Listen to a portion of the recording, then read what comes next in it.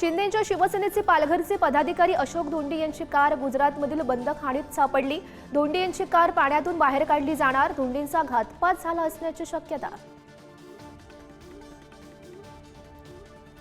भगवानगड भक्कमपणे धनंजय मुंडेंच्या पाठीशी। अजितदादांपाठोपाठ नामदेव शास्त्रींकडूनही पाठराखण, तर आरोपीचं समर्थन हे राज्याचं मोठं दुर्दैव। मनोज जरांगे पाटील यांच्याकडून खंत व्यक्त। बीडचे पोलीस हेड कॉन्स्टेबल भास्कर केंद्रे यांनी फेटाळले आरोप। टिप्पर सोडा, एक टायर सापडला तरीही राजीनामा देईन।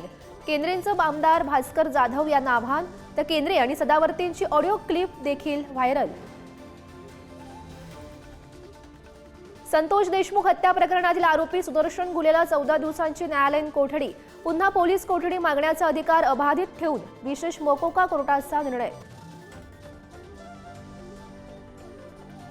मुख्यमंत्री फडणवीसांनी ठरवलं मंत्र्यांचं वेळापत्रक। मंत्र्यांना आठवड्यातील 3 दिवस मुंबईत हजर राहणं बंधनकारक। सामन्यांच्या भेटीगाठी आणि सुनावण्या वेळेत पार पाडण्याचंही बंधन।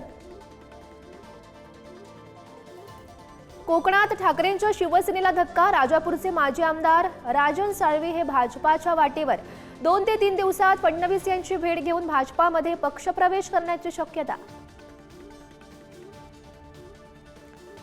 राज्यात गुलेनबेरी सिंड्रोमचा 4था बळी। पुण्यात 2 रुग्णांचा मृत्यू, तर राज्यातील एकूण रुग्णसंख्या 140च्या वर। पुण्यात सर्वाधिक 130 रुग्ण।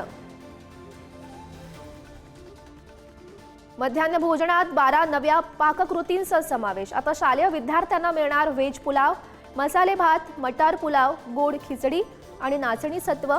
पोषण आहाराबाबतच्या तक्रारीनंतर राज्य सरकारचा मोठा निर्णय। अभिनेत्री ममता कुलकर्णीला महामंडलेश्वर पदवी देणं लक्ष्मी त्रिपाठी यांना भोवलं। ममता कुलकर्णीसह त्रिपाठी यांचीही महामंडलेश्वर पदावरून हकालपट्टी। अर्थमंत्री सीतारामन यांच्याकडून आगामी वर्षाचा आर्थिक सर्वेक्षण अहवाल सादर। जीडीपी 6.3 ते 6.8% दरम्यान राहण्याचा अंदाज। उद्या मांडणार जाणार अर्थसंकल्प।